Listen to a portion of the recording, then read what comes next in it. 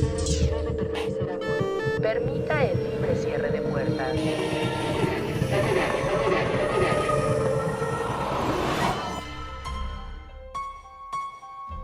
Las costureras de 1985. El macabro oficio olvidado.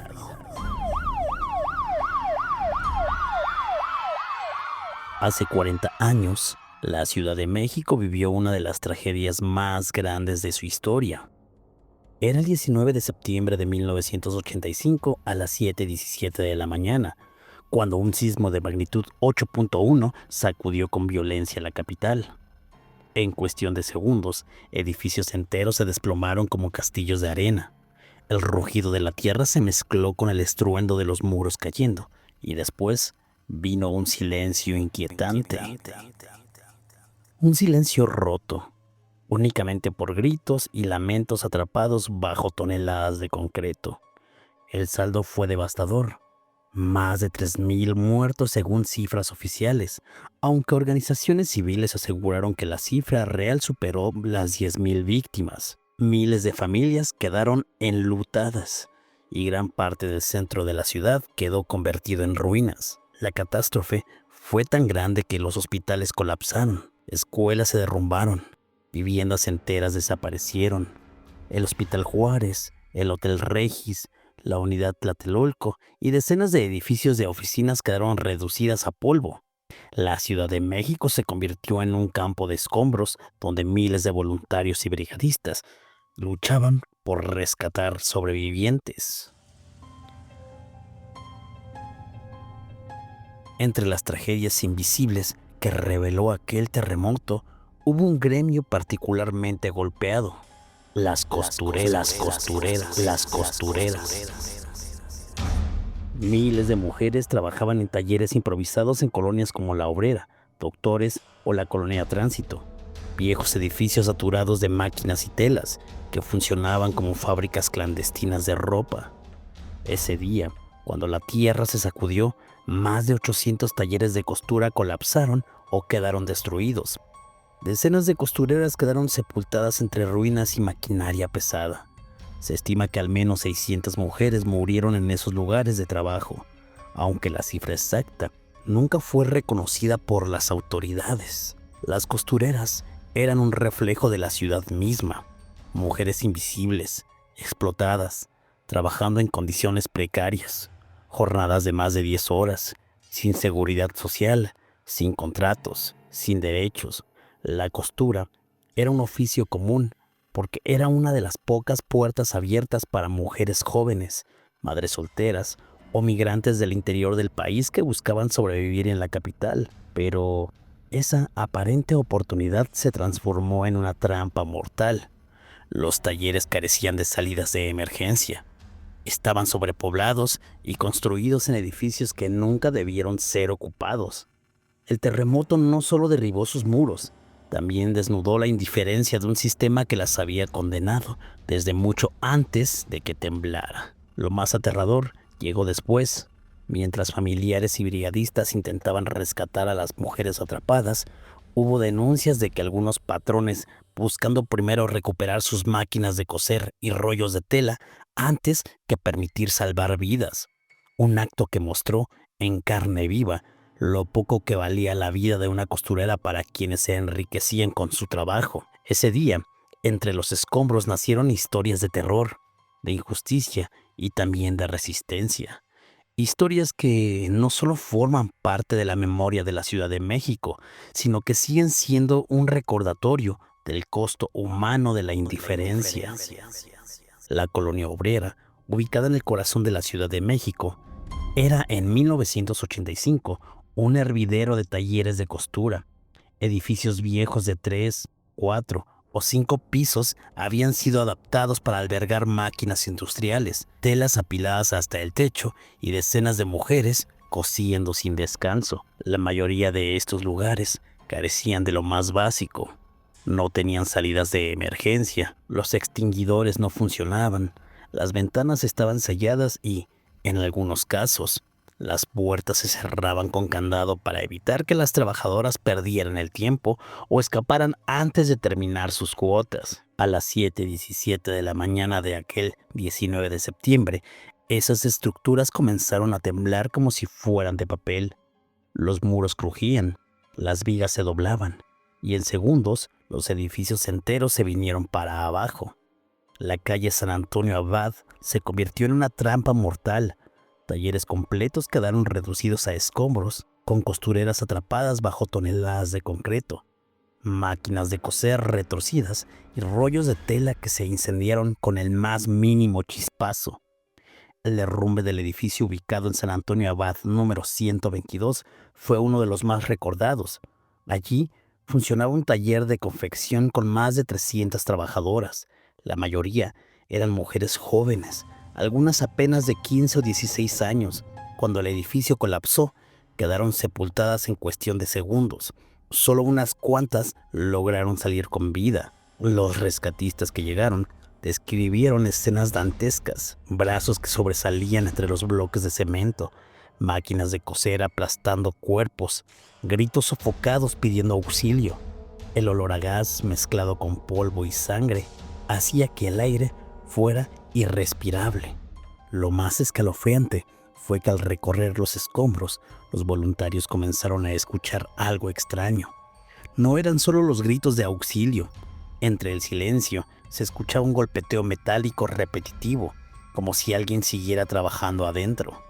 Era el sonido de las máquinas de coser activadas accidentalmente durante el derrumbe, que parecían no detenerse. Los sobrevivientes cuentan que ese sonido se quedó en su memoria como un recordatorio de lo inhumano de aquellas condiciones. Incluso bajo la muerte, las máquinas seguían funcionando. En la colonia obrera y sobre todo en San Antonio Abad murieron cientos de costureras. Algunas organizaciones aseguran que fueron más de 1,000 trabajadoras solo en esa zona, aunque las cifras oficiales nunca lo reconocieron. Muchas quedaron sin nombre, sin registro, sepultadas en fosas comunes, invisibilizadas por un sistema que siempre las consideró desechables. Ese fue solo un inicio. La ciudad entera estaba en ruinas, pero en la colonia obrera el dolor adquirió un rostro específico, el de mujeres explotadas que terminaron enterradas en el mismo lugar que les robó la vida. Pero entre los escombros también surgieron voces de mujeres que, atrapadas, lucharon por sobrevivir y por rescatar a sus compañeras. Voces que a pesar del dolor y la desesperación se alzaron para denunciar la indiferencia de aquellos que priorizaron la maquinaria antes que la vida humana. Algunos testimonios de aquellos años quedaron registrados. Voces de aquellas trabajadoras que, aterrorizadas, contaban cómo lo vivieron.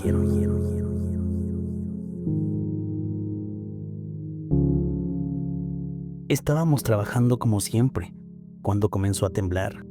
El edificio se vino abajo en segundos. Quedé atrapada entre las máquinas y las telas. Pensé que iba a morir allí, pero logré salir. Vi a muchas de mis compañeras bajo los escombros. Fue horrible. Estas palabras, cargadas de dolor y angustia, reflejan la realidad de muchas mujeres que vivieron esa tragedia.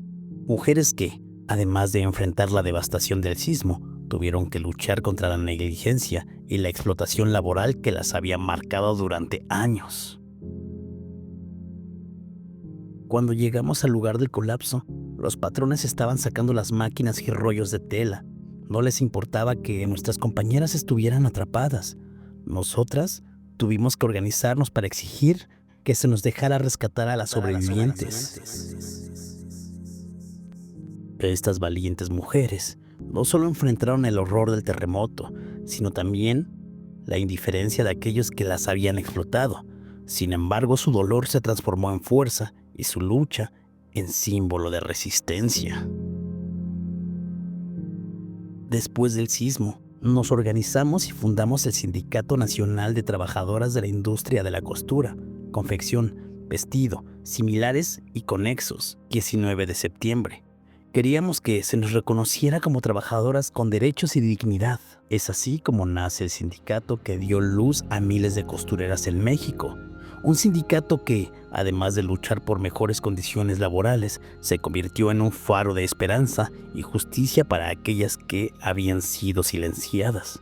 Estas mujeres, que antes eran sombras en los talleres, ahora se erigen como símbolos de lucha y resistencia. Su historia es un recordatorio de que, incluso en las circunstancias más oscuras, la humanidad y la dignidad pueden prevalecer. El 19 de septiembre de 1985 no solo marcó la historia por la magnitud de la tragedia, sino también por la valentía y la determinación de miles de mujeres que tras el desastre decidieron alzar la voz y luchar por sus derechos. Aquellas mujeres que parecían olvidadas, en medio de los escombros, surgió la necesidad de la organización. Las costureras, muchas de ellas sobrevivientes del colapso de los talleres, comenzaron a reunirse, no solo para compartir su dolor, sino para exigir justicia y las mejores condiciones de trabajo. La fundación del sindicato no fue sencilla. Enfrentaron obstáculos legales, resistencia de los patrones y desconfianza de las autoridades. Sin embargo, su determinación fue más fuerte que cualquier barrera. Una de las figuras más emblemáticas de esta lucha fue Evangelina Corona, quien tras el sismo se convirtió en una de las principales líderes del movimiento. Su liderazgo y compromiso fueron fundamentales para la organización y consolidación del sindicato. El sindicato no solo luchaba por los mejores salarios y condiciones laborales, sino también por el reconocimiento de las costureras como trabajadoras con derechos. Exigían jornadas laborales justas, seguridad social y respeto por su dignidad. A lo largo de los años, el Sindicato 19 de Septiembre de Costureras ha sido un pilar en la defensa de los derechos de las costureras. Ha logrado avances significativos en la mejora de las condiciones laborales y ha sido un referente en la lucha por la justicia social. Sin embargo, la lucha continúa. Aunque se han logrado avances, aún persisten desafíos. La explotación laboral, la falta de seguridad social y la invisibilidad de las costureras siguen siendo problemas que deben enfrentarse. Una costurera llamada Concepción Guerrero narró para El Universal que comenzaba su jornada a las 8 de la mañana. Ese día, como muchas veces, viajaba en transporte público junto a dos compañeras cerca de la colonia Nueva Santa María, sin imaginar que la tierra pronto las haría temblar de miedo y no de la rutina. Bajó del microbús y se dirigió al metro normal, pero ya no pudo entrar.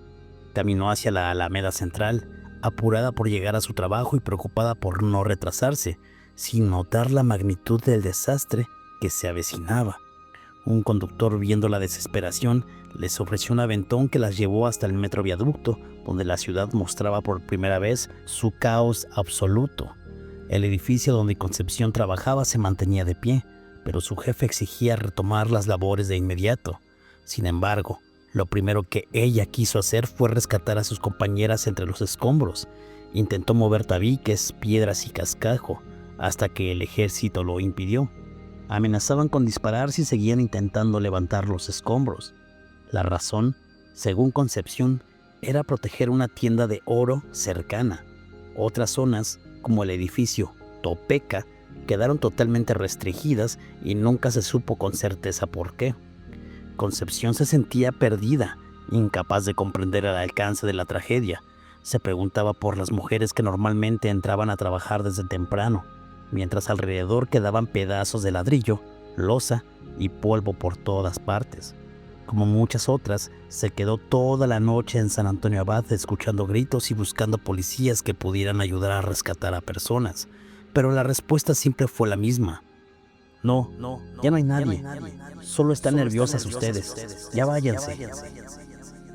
Por su parte, Daniel Ramírez, de apenas 22 años y costurero en un taller cerca de Metro Bellas Artes, también vivió el desastre. Su jornada empezaba a las 8 y aunque no sintió el temblor en el metro, al salir vio la ciudad destrozada. Humo en el Hotel del Prado, edificios derrumbados, calles irreconocibles. Cuando llegó a su trabajo, su jefe insistió en continuar con las labores, pero Daniel se negó, señalando que el edificio estaba dañado y podía colapsar. La tensión aumentó hasta que un helicóptero con altavoz ordenó desalojar la zona por el riesgo de la explosión. El edificio. Daniel recordó con alivio que una de sus hermanas, planchadora en San Antonio Abad, ese día no asistió al taller porque buscaba otro empleo.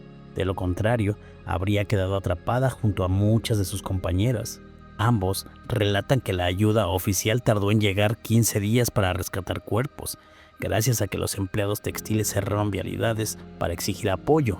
Después de casi un mes, al ingresar a un edificio, encontraron un elevador intacto, pero lleno de mujeres que habían muerto ahogadas entre los restos. Daniel también contó cómo los dueños de los talleres buscaban cajas fuertes, telas y maquinaria, dejando a las trabajadoras en un segundo plano. A ellos les importaba más su dinero, nunca la gente, dijo con ironía, recordando cómo intentaron abrir una caja fuerte que no tenían forma de abrir y terminaron vendiéndola al fierro viejo por un peso de aquel entonces. Concepción y Daniel coinciden. La prioridad de los patrones y en muchos casos del ejército no era salvar vidas, sino proteger los edificios y los bienes materiales. Incluso se les negaba ayuda a quienes buscaban rescatar compañeras atrapadas. Para ellos, la única manera de ser escuchados era organizarse, recoger escombros y exigir apoyo, enfrentándose a patrullas y amenazas, mientras las voces de las mujeres perdidas seguían resonando entre los cascajos. Han pasado casi 40 años de aquella mañana que en la ciudad se quebró. Cientos de edificios cayeron. Miles de vidas se apagaron, pero entre todas las historias, la de las costureras quedó marcada como una de las heridas más profundas y dolorosas. Mujeres explotadas en vida y olvidadas en muerte. Mujeres invisibles que, bajo los escombros, dejaron un sonido que hasta hoy retumba en la memoria de México. El sindicato 19 de septiembre nació de ese dolor de la rabia, del miedo, transformado en fuerza. Fue el grito de justicia de las sobrevivientes que no quisieron que la muerte de sus compañeras quedara en el silencio. Pero aún hoy, muchas de las víctimas siguen sin nombre. Algunas fueron enterradas en fosas comunes, otras nunca fueron reclamadas. Y en la colonia obrera, en San Antonio Abad y en las calles donde cayeron los talleres, dicen que todavía se escuchan murmullos entre los edificios viejos, como si las costureras siguieran allí, atrapadas en un ciclo eterno de dolor y trabajo. En este sentido, por supuesto que las historias paranormales de aquel lamentable y macabro sitio surgen entre las voces de vecinos y personas que pasan cerca del lugar. El taller fantasma. Un taxista de la colonia obrera asegura que una madrugada vivió una experiencia que nunca pudo explicar. Eran casi las 3 de la mañana. La ciudad estaba en silencio, apenas rota por el ruido lejano de algún camión repartidor y el sonido de algunos perros callejeros. El hombre ya pensaba en regresar a casa, cuando una mujer levantó la mano en la esquina de Lorenzo Buturini y 5 de febrero. Parecía una pasajera común, aunque algo extraña para la hora. Era joven, delgada y vestía un uniforme sencillo, blusa clara, falda oscura y un suéter que parecía desgastado por el uso. En el pecho llevaba colgado un gafete con su fotografía y el nombre casi ilegible.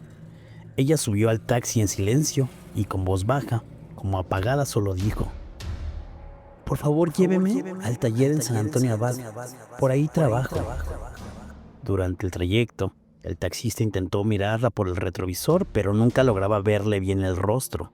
La pasajera mantenía la cabeza gacha y sus manos apretaban con fuerza una pequeña bolsa de tela que descansaba en sus piernas. No dejaba de mirarla, como si en su interior guardara algo demasiado importante o demasiado terrible. El chofer intentó iniciar una conversación. ¿Vas a trabajar tan tarde?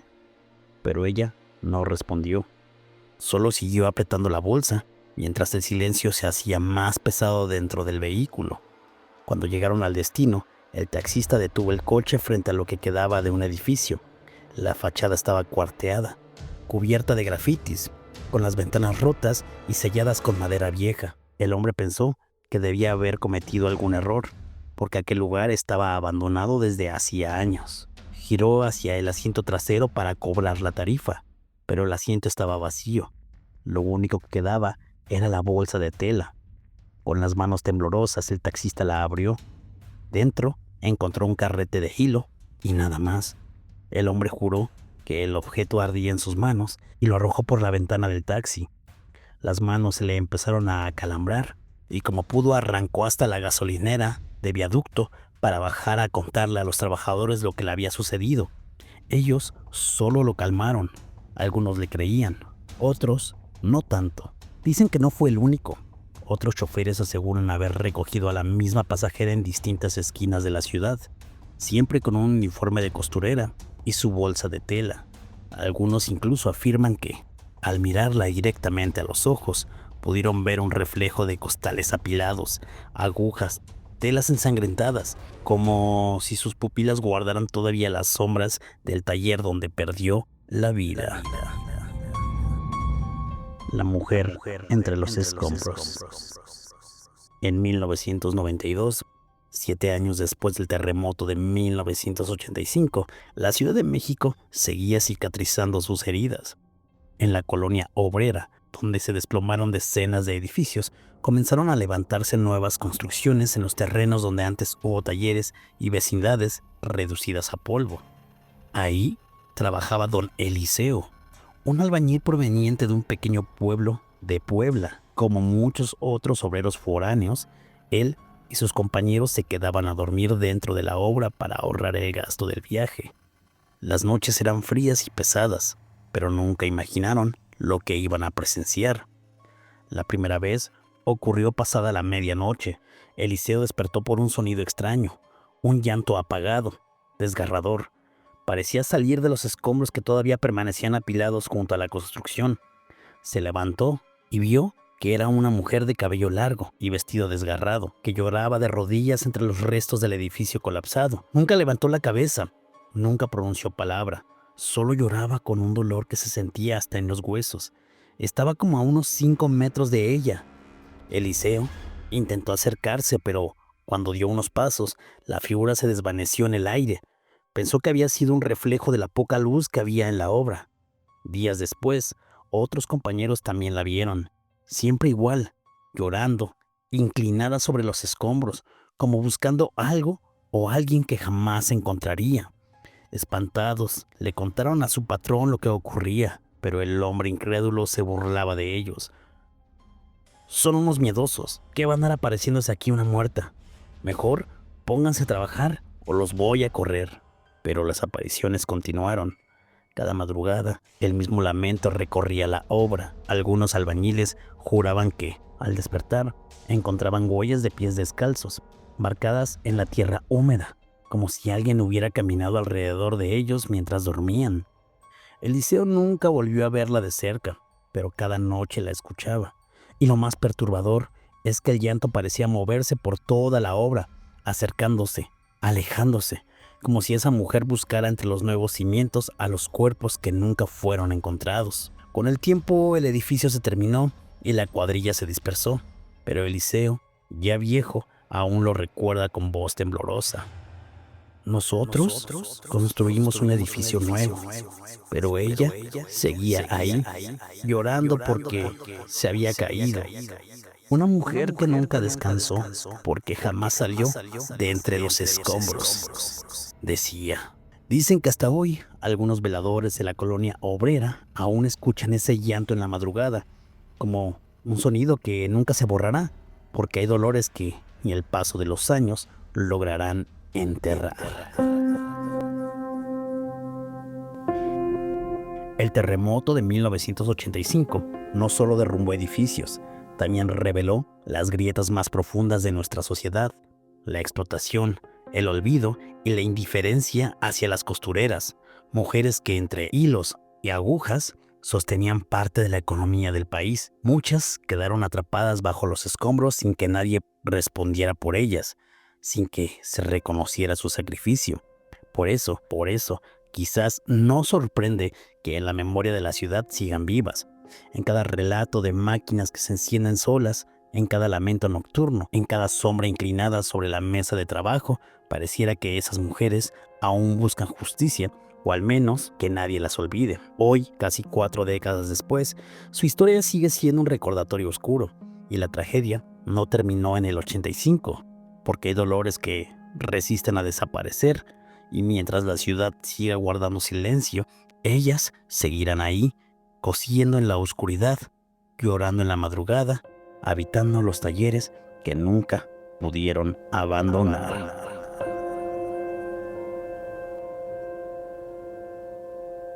Si este video te ha gustado, por favor compártelo, dale like, déjame un comentario y dime, ¿qué opinas?